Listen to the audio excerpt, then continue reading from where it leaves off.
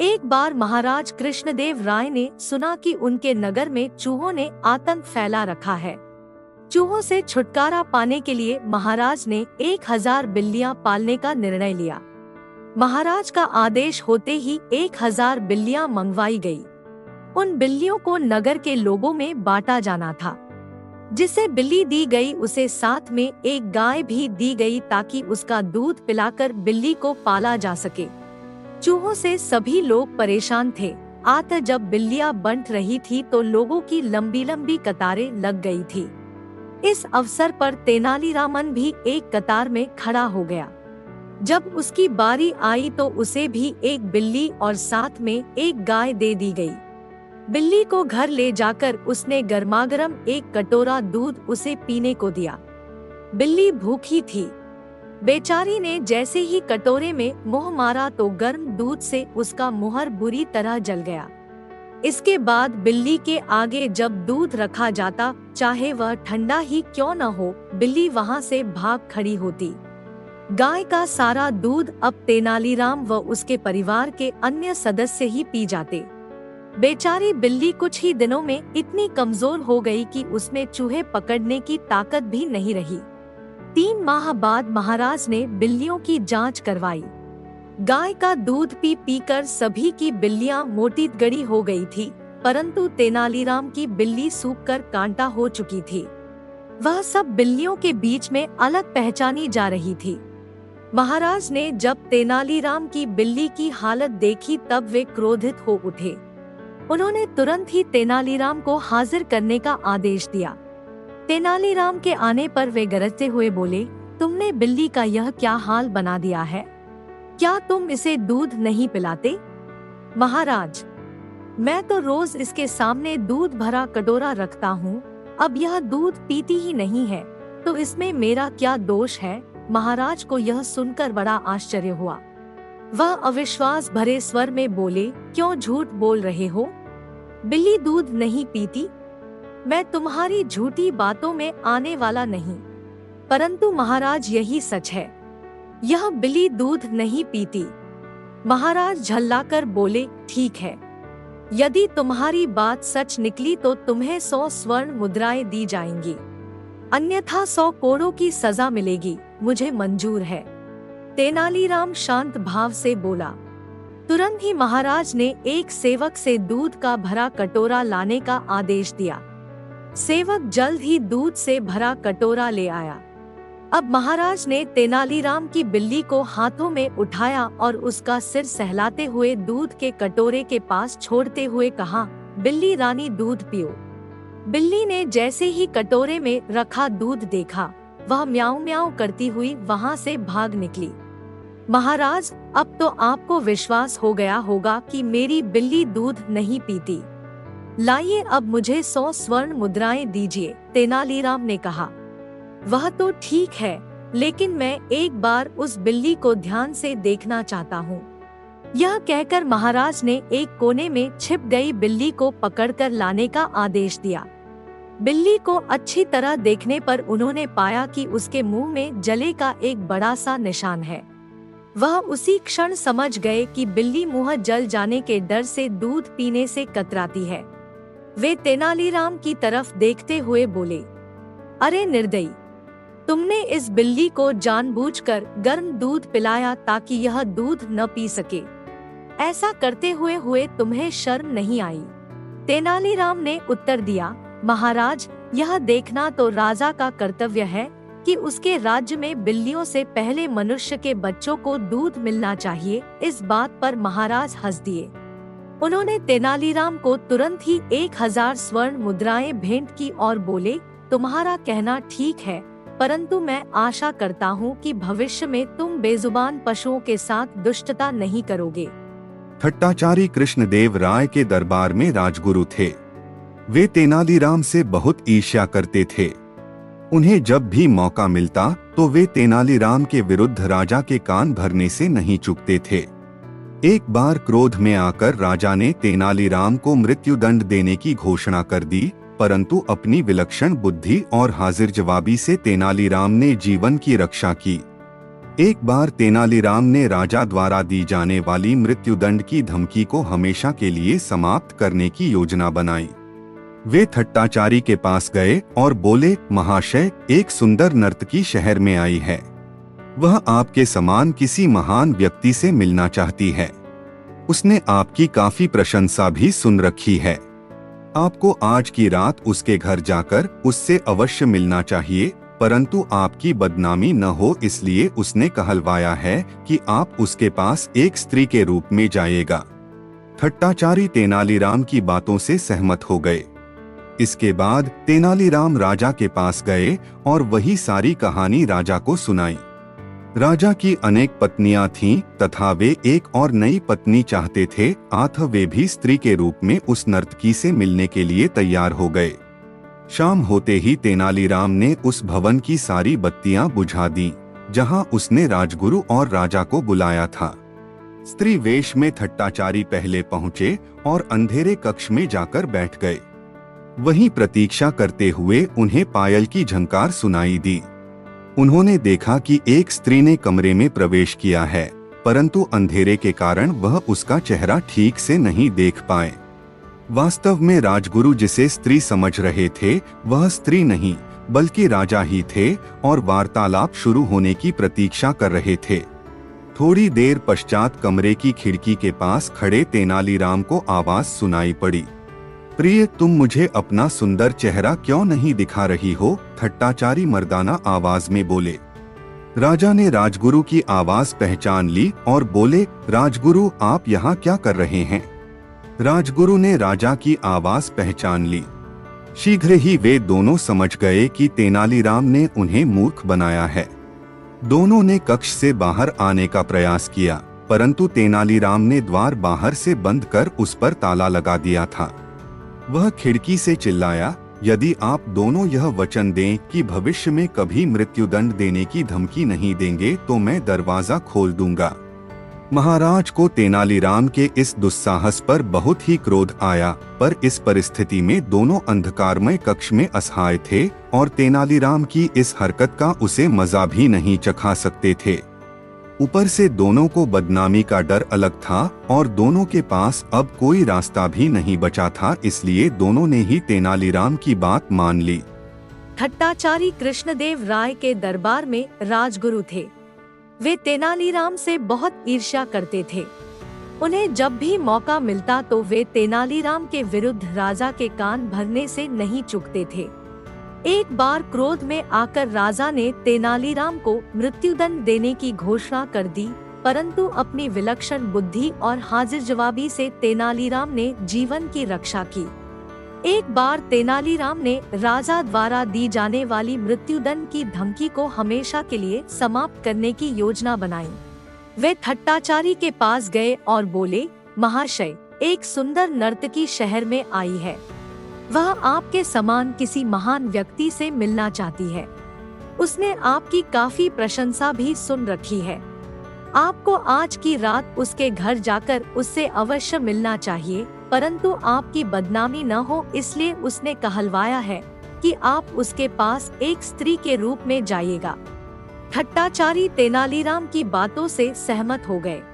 इसके बाद तेनालीराम राजा के पास गए और वही सारी कहानी राजा को सुनाई। राजा की अनेक पत्नियां थी तथा वे एक और नई पत्नी चाहते थे, अतः वे भी स्त्री के रूप में उस नर्तकी से मिलने के लिए तैयार हो गए। शाम होते ही तेनालीराम ने उस भवन की सारी बत्तियां बुझा दी जहां उसने राजगुरु और राजा को बुलाया था। स्त्री वेश में थट्टाचारी पहले पहुँचे और अंधेरे कक्ष में जाकर बैठ गए। वहीं प्रतीक्षा करते हुए उन्हें पायल की झंकार सुनाई दी। उन्होंने देखा कि एक स्त्री ने कमरे में प्रवेश किया है, परंतु अंधेरे के कारण वह उसका चेहरा ठीक से नहीं देख पाए। वास्तव में राजगुरु जिसे स्त्री समझ रहे थे वह स्त्री नहीं बल्कि राजा ही थे और वार्तालाप शुरू होने की प्रतीक्षा कर रहे थे। थोड़ी देर पश्चात कमरे की खिड़की के पास खड़े तेनालीराम को आवाज सुनाई पड़ी, प्रिय, तुम मुझे अपना सुंदर चेहरा क्यों नहीं दिखा रही हो? थट्टाचारी मर्दाना आवाज में बोले। राजा ने राजगुरु की आवाज पहचान ली और बोले, राजगुरु, आप यहाँ क्या कर रहे हैं? राजगुरु ने राजा की आवाज पहचान ली। शीघ्र ही वे दोनों समझ गए कि तेनालीराम ने उन्हें मूर्ख बनाया है। दोनों ने कक्ष से बाहर आने का प्रयास किया, परंतु तेनालीराम ने द्वार बाहर से बंद कर उस पर ताला लगा दिया था। वह खिड़की से चिल्लाया, यदि आप दोनों यह वचन दे कि भविष्य में कभी मृत्युदंड देने की धमकी नहीं देंगे तो मैं दरवाजा खोल दूंगा। महाराज को तेनालीराम के इस दुस्साहस पर बहुत ही क्रोध आया, पर इस परिस्थिति में दोनों अंधकारमय कक्ष में असहाय थे और तेनालीराम की इस हरकत का उसे मजा भी नहीं चखा सकते थे। ऊपर से दोनों को बदनामी का डर अलग था और दोनों के पास अब कोई रास्ता भी नहीं बचा था, इसलिए दोनों ने ही तेनालीराम की बात मान ली। कोई 600 वर्ष पुरानी बात है। विजयनगर का साम्राज्य सारी दुनिया में प्रसिद्ध था। उन दिनों भारत पर विदेशी आक्रमणों के कारण प्रजा बड़ी मुश्किलों में थी। हर जगह लोगों के दिलों में दुख, चिंता और गहरी उधेड़-बुन थी। पर विजयनगर के प्रतापी राजा कृष्णदेव राय की कुशल शासन व्यवस्था, न्यायप्रियता और प्रजावत्सलता के कारण वहां प्रजा बहुत खुश थी। राजा कृष्णदेव राय ने प्रजा में मेहनत और सद्गुणों के साथ साथ अपनी संस्कृति के लिए स्वाभिमान का भाव पैदा कर दिया था। इसलिए विजयनगर की ओर देखने की हिम्मत किसी विदेशी आक्रांता की नहीं थी। विदेशी आक्रमणों की आंधी के आगे विजयनगर एक मजबूत चट्टान की तरह खड़ा था। साथ ही वहां लोग साहित्य और कलाओं से प्रेम करने वाले तथा परिहास प्रिय थे। उन्हीं दिनों की बात है, विजयनगर के तेनाली गांव में एक बड़ा बुद्धिमान और प्रतिभा संपन्न किशोर था। उसका नाम था रामलिंगम। वह बहुत हंसोड़ और हाजिर जवाब था। उसकी हास्यपूर्ण बातें और मजाक तेनाली गांव के लोगों को खूब आनंदित करते थे। रामलिंगम खुद ज्यादा हंसता नहीं था, पर धीरे से कोई ऐसी चतुराई की बात कहता कि सुनने वाले हंसते हंसते लोटपोट हो जाते। उसकी बातों में छिपा हुआ व्यंग्य और बड़ी सूझबूझ होती, इसलिए वह जिसका मजाक उड़ाता वह शख्स भी द्वेष भूलकर औरों के साथ खिलखिलाकर हंसने लगता था। यहाँ तक कि अक्सर राह चलते लोग भी रामलिंगम की कोई चतुराई की बात सुनकर हंसते हंसते लोटपोट हो जाते। अब तो गांव के लोग कहने लगे थे, बड़ा अद्भुत है यह बालक। हमें तो लगता है कि यह रोते हुए लोगों को भी हंसा सकता है। रामलिंगम कहता, पता नहीं रोते हुए लोगों को हंसा सकता हूँ कि नहीं, पर सोते हुए लोगों को जरूर सकता हूँ। सुनकर आसपास खड़े लोग ठठाकर हंसने लगे। यहाँ तक कि तेनाली गांव में जो लोग बाहर से आते उन्हें भी गांव के लोग रामलिंगम के अजब-अजब किस्से और कारनामे सुनाया करते थे। सुनकर वे भी खिलखिलाकर हंसने लगते थे और कहते, तब तो यह रामलिंगम सचमुच अद्भुत है। हमें तो लगता है कि यह पत्थरों को भी हंसा सकता है। गांव के एक बुजुर्ग ने कहा, भाई हमें तो लगता है कि यह घूमने के लिए पास के जंगल में जाता है, तो वहाँ के पेड़ पौधे और फूल पत्ते भी इसे देखकर जरूर हंस पड़ते होंगे। एक बार की बात है, रामलिंगम जंगल में घूमता हुआ माँ दुर्गा के एक प्राचीन मंदिर में गया। उस मंदिर की मान्यता थी और दूर दूर से लोग वहाँ माँ दुर्गा का दर्शन करने आया करते थे। रामलिंगम भीतर गया तो माँ दुर्गा की अद्भुत मूर्ति देखकर मुग्ध रह गया। माँ के मुखमंडल से प्रकाश फूट रहा था। रामलिंगम की मानो समाधि लग गई। फिर उसने दुर्गा माता को प्रणाम किया और चलने लगा। तभी अचानक उसके मन में एक बात अटक गई। माँ दुर्गा के 4 मुख थे, 8 भुजाएं थीं। इसी पर उसका ध्यान गया और अगले ही पल उसकी बड़े जोर से हंसी छूट गई। देखकर माँ दुर्गा को बड़ा कौतुक हुआ। वे उसी समय मूर्ति से बाहर निकलकर आईं और रामलिंगम के आगे प्रकट हो गईं। बोली, बालक तू हंसता क्यों है? रामलिंगम माँ दुर्गा को साक्षात सामने देखकर एक पल के लिए तो सहम गया, पर फिर हंसते हुए बोला, क्षमा करें माँ, एक बात याद आ गई, इसीलिए हंस रहा हूँ। कौन सी बात?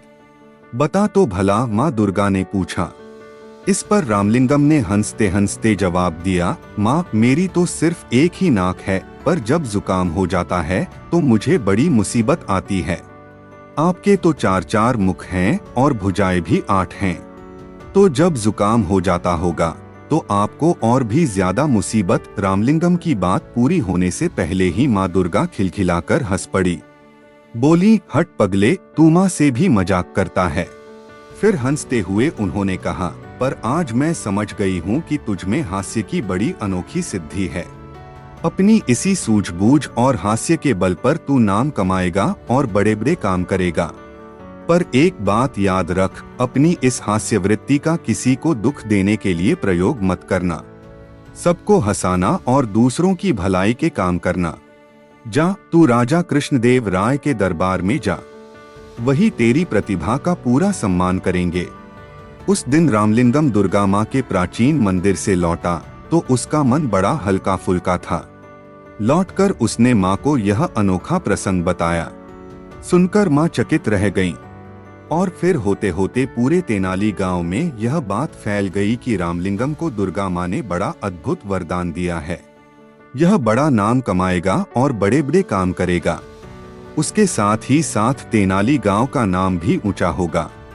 एक बार फारस देश से घोड़ों का एक व्यापारी कुछ बेहद उत्तम नस्ल के घोड़े लेकर विजयनगर आया।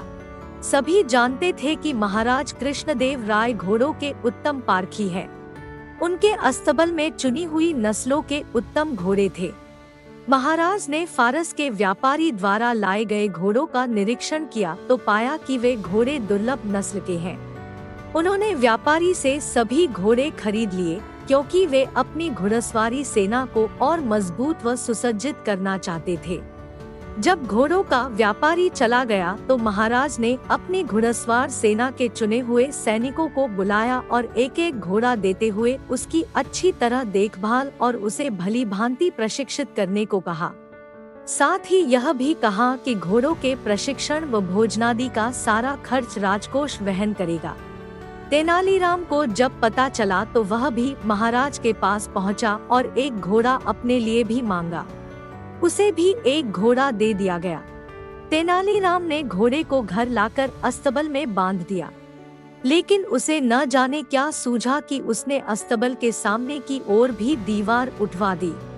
अब अस्तबल की स्थिति कुछ ऐसी हो गई थी कि न तो वह घोड़ा कहीं बाहर जा सकता था और न ही कोई उस अस्तबल में प्रवेश ही कर सकता था। तेनालीराम ने अस्तबल की दीवार में एक छोटी सी खिड़की छुड़वा दी थी जहां से घोड़े को दाना पानी दिया जा सके। उसी खिड़की से तेनालीराम घोड़े को हरी घास दाना पानी देता और घोड़ा भी खिड़की से अपना मुंह बाहर निकालकर उसे मुंह में दबाता और भीतर खींच लेता। घोड़े को पानी भी इसी खिड़की द्वारा पहुंचाया जाता। करीब 1 महीने बाद महाराज ने घोड़े की सुध-बुध ली और यह जानने की कोशिश की किस प्रकार उसकी देखभाल व प्रशिक्षण का काम चल रहा है। तब सभी सैनिक अपने अपने घोड़े लेकर महाराज के सम्मुख आ पहुँचे। हृष्टपुष्ट व भली भांति प्रशिक्षित घोड़ों को देख महाराज बेहद प्रसन्न हुए। लेकिन तभी उन्होंने पाया कि तेनालीराम और उसका घोड़ा कहीं दिखाई नहीं दे रहे। इधर उधर निगाहें दौड़ाते महाराज ने पूछा, तेनालीराम कहाँ है? जाओ, उससे कहो कि अपने घोड़े के साथ हमारे सामने जल्दी पेश हो। एक सैनिक तेनालीराम के घर की ओर दौड़ा और उसे महाराज का संदेश दिया कि जल्दी से जल्दी घोड़े को लेकर उनके सामने हाजिर हो जाए। लेकिन तेनालीराम अकेला ही चल दिया। उसे अकेला आया देख महाराज बोले, तुम्हारा घोड़ा कहाँ है? आज मैं सभी घोड़ों का मुआयना कर रहा हूँ कि उनकी कैसी देखरेख की गई है। जाओ, अपना घोड़ा लेकर आओ। क्षमा करे महाराज, तेनालीराम बोला, आपने मुझे जो घोड़ा दिया वह घोड़ा गुस्सैल है और अड़ियल है। मैं तो उसे अपने साथ यहाँ लाना चाहता था, लेकिन मेरे लिए यह संभव नहीं हो पाया। कहकर तेनालीराम चुप हो गया। यदि ऐसा है तो मैं कुछ बहादुर सैनिकों को तुम्हारे साथ भेज देता हूँ, जो तुम्हारे साथ जाकर घोड़ा ले आएंगे। महाराज ने कहा, नहीं नहीं महाराज, ऐसा हरगिज न करिएगा। अब तक घोड़े की देखभाल मैंने की है और मैं ब्राह्मण हूँ, इसलिए अच्छा तो यह होगा कि आप किसी पंडित या पुरोहित को घोड़ा लाने के लिए मेरे साथ भेजें। होठों पर रहस्यमय मुस्कान लाते हुए तेनालीराम बोला। संयोगवश राजपुरोहित उस दरबार में उपस्थित था। वह राज परिवार में कुछ पूजा पाठ के कर्मकांड करवाने वहां आया था। सुब्बा शास्त्री नाम था राजपुरोहित का। क्या तुम तेनालीराम के साथ जाकर उसके अस्तर से घोड़ा यहाँ ला सकते हो? महाराज ने उससे पूछा। तेनालीराम और सुब्बा की निकटता देख सुब्बा शास्त्री जला भुना करता था और तेनालीराम को नीचा दिखाने का कोई मौका चूकना नहीं चाहता था। वह बोला, क्यों नहीं महाराज, मैं अभी जाकर घोड़ा ले आता हूँ। ऐसे एक घोड़े की तो बात ही क्या, मैं 10 बिगड़ैल गुस्सैल घोड़ों को साथ ला सकता हूँ। ठीक है, यदि ऐसा है तो आइए मेरे साथ, तेनालीराम बोला। जब सुब्बा शास्त्री और तेनालीराम जा रहे थे तो रास्ते में तेनालीराम बोला, शास्त्री जी, मैं जानता हूँ कि आप विद्वान हैं और मैं यह भी जानता हूँ कि आपने अश्वशास्त्र का अध्ययन भी किया है। कुछ ही देर में जब तेनालीराम के घर पहुँचे तो सुब्बा शास्त्री अपनी लंबी दाढ़ी को उंगलियों से सहलाते हुए अहंकार भरे स्वर में बोला, हाथ कंगन और आरसी क्या? आखिर तुम्हें मेरी योग्यता पर विश्वास हो ही गया। लेकिन शास्त्री जी, मेरा घोड़ा कोई साधारण घोड़ा नहीं है, इसलिए मेरा कहना माने तो पहले खिड़की से झांककर देख लें। इसके बाद अस्तबल की दीवार तोड़कर घोड़े को बाहर निकालने की सोचना, अपने होठों पर कुटिल मुस्कान लाते हुए बोला तेनालीराम। तेनालीराम ने भी जैसे उस दिन सुब्बा शास्त्री से पुराना हिसाब किताब चुकता करने की ठान ली थी। इधर जैसे ही सुब्बा शास्त्री ने दीवार में बनी खिड़की में अपना हाथ डाला, तुरंत घोड़े ने उसकी दाढ़ी पकड़ ली। दरअसल वह उसकी दाढ़ी को भूसे का ढेर समझ बैठा था। सुब्बा शास्त्री की दाढ़ी को अपने मुंह में दबाए घोड़ा इतनी जोर से खींच रहा था कि उसकी आंखों से आंसू टपकने लगे और वह दर्द के मारे जोर जोर से चिल्लाने लगा। अंततः अस्तबल की सभी दीवारें तोड़कर वह बाहर निकाला गया। मगर घोड़ा भी कुछ ऐसा हठीला था कि सुब्बा शास्त्री की दाढ़ी अब भी दबाए था। कोई और रास्ता न देख उन्हें उसी अवस्था में राजमहल की ओर जाना पड़ा। अब तक सुब्बा शास्त्री को यह बात समझ में आ चुकी थी कि पूर्व में जो वह तेनालीराम को नीचा दिखाने की फिराक में लगा रहता था, उसी का बदला तेनालीराम ले रहा है।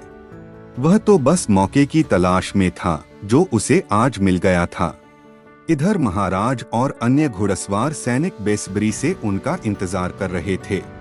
तभी तेनालीराम और सुब्बा शास्त्री की दाढ़ी मुंह में दबाए वह घोड़ा वहां आ पहुंचा।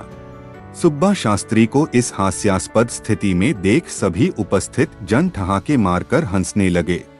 यहाँ तक कि महाराज भी अपनी हंसी पर काबू न कर सके और बेतहाशा लगातार हंसते ही चले गए। लोगों को इस प्रकार हंसते देख वहां मौजूद घोड़े भी तरंग में आकर हिनहिनाने लगे। तेनालीराम का घोड़ा, जो सुब्बा शास्त्री की दाढ़ी मुंह में दबाए था, भी यह देख हिनहिनाने लगा। जैसे ही घोड़े ने अपना मुंह खोला, दाढ़ी मुक्त हो गई। सुब्बा शास्त्री ने चैन की सांस ली। तभी एकाएक अपनी हंसी को रोक महाराज गंभीर हो गए और बोले, तेनालीराम, मुझे इससे कोई आपत्ति नहीं कि लोगों को हंसाने के लिए हास परिहास किया जाए, बल्कि यह तो अच्छा ही है क्योंकि हंसना स्वास्थ्य के लिए उत्तम होता है। लेकिन ऐसा परिहास मुझे स्वीकार्य नहीं जिसमें दूसरे को पीड़ा या कष्ट होता हो। तुमने सुब्बा शास्त्री जैसे विद्वान के साथ जो सुलूक किया है वह कतई शोभा नहीं देता। यह सरासर शास्त्री जी का अपमान है। मैंने तुम्हारे दिमाग में छिपी किसी खुराफात का अंदाजा उसी समय लगा लिया था जब तुमने मुझसे घोड़ा मांगा था, वरना तुम्हें घोड़े से क्या लेना देना। चलो अपनी गलती के लिए शास्त्री जी से क्षमा याचना करो। लेकिन इससे पहले कि तेनालीराम क्षमा याचना करता, सुब्बा शास्त्री आगे बढ़कर बोला, महाराज, तेनालीराम का कोई दोष नहीं, यह निर्दोष है। दोषी यदि कोई है तो मैं हूँ। मैं तो हमेशा तेनालीराम को नीचा दिखाने की फिराक में लगा रहता था और कई बार तो मैंने इसका अपमान भी किया, लेकिन मेरे दुर्व्यवहार को यह बेचारा चुपचाप सहन कर गया। एक शब्द तक मुंह से नहीं निकला कभी। यह सब मैंने ईर्ष्यावश किया। इसने जो कुछ भी मेरे साथ किया अच्छा ही किया। दरअसल आज जो कुछ भी हुआ उससे मेरी आंखें खुल गई हैं। तेनालीराम ने मुझे सदराह दिखाई है। अपनी बात समाप्त करते हुए सुब्बा शास्त्री ने आगे बढ़कर तेनालीराम को गले से लगा लिया। वहां उपस्थित महाराज और अन्य सभी उन दोनों को गले मिलना देख बेहद प्रसन्न हुए। विजयनगर के ब्राह्मण बड़े ही लालची थे। वे हमेशा किसी न किसी बहाने राजा से धन वसूल करते थे। राजा की उदारता का अनुचित लाभ उठाना उनका परम कर्तव्य था। एक दिन राजा कृष्णदेव राय ने उनसे कहा, मरते समय मेरी माँ ने आम खाने की इच्छा व्यक्त की थी जो उस समय पूरी नहीं की जा सकी थी। क्या अब ऐसा कुछ हो सकता है जिससे उसकी आत्मा को शांति मिले? महाराज, यदि आप 108 ब्राह्मणों को सोने का एक एक आम भेंट कर दे तो आपकी माँ की आत्मा को अवश्य शांति मिल जाएगी। ब्राह्मणों को दिया दान मृतात्मा तक अपने आप पहुँच जाता है, ब्राह्मणों ने कहा। राजा कृष्णदेव राय ने सोने के 108 आम दान कर दिए। ब्राह्मणों की मौज हो गई उन आमों को पाकर। तेनालीराम को ब्राह्मणों के इस लालच पर बहुत क्रोध आया। वह उन्हें सबक सिखाने की ताक में रहने लगा। जब तेनालीराम की मां की मृत्यु हुई तो 1 महीने के बाद उसने ब्राह्मणों को अपने घर आने का न्योता दिया कि वह भी मां की आत्मा की शांति के लिए कुछ करना चाहता है। खाने पीने और बढ़िया माल पाने के लोभ में 108 ब्राह्मण तेनालीराम के घर जमा हुए। जब सब आसनों पर बैठ गए तो तेनालीराम ने दरवाजे बंद कर लिए और अपने नौकरों से कहा, जाओ लोहे की गरम सलाखें लेकर आओ और इन ब्राह्मणों के शरीर पर दागो। ब्राह्मणों ने सुना तो उनमें चीख पुकार मच गई। सब उठकर दरवाजों की ओर भागे, लेकिन नौकरों ने उन्हें पकड़ लिया और एक एक बार सभी को गरम सलाखें दागी गई। बात राजा तक पहुंची। वह स्वयं आए और ब्राह्मणों को बचाया। क्रोध में उन्होंने पूछा, यह क्या हरकत है तेनालीराम? तेनालीराम ने उत्तर दिया, महाराज, मेरी माँ को जोड़ों के दर्द की बीमारी थी। मरते समय उनको बहुत तेज दर्द था। उन्होंने अंतिम समय में यह इच्छा प्रकट की थी कि दर्द के स्थान पर लोहे की गरम सलाखें दागी जाएं ताकि वह दर्द से मुक्ति पाकर चैन से प्राण त्याग सके। उस समय उनकी यह इच्छा पूरी नहीं की जा सकी, इसीलिए ब्राह्मणों को सलाखें दागनी पड़ी। राजा हंस पड़े। ब्राह्मणों के सिर शर्म से झुक गए।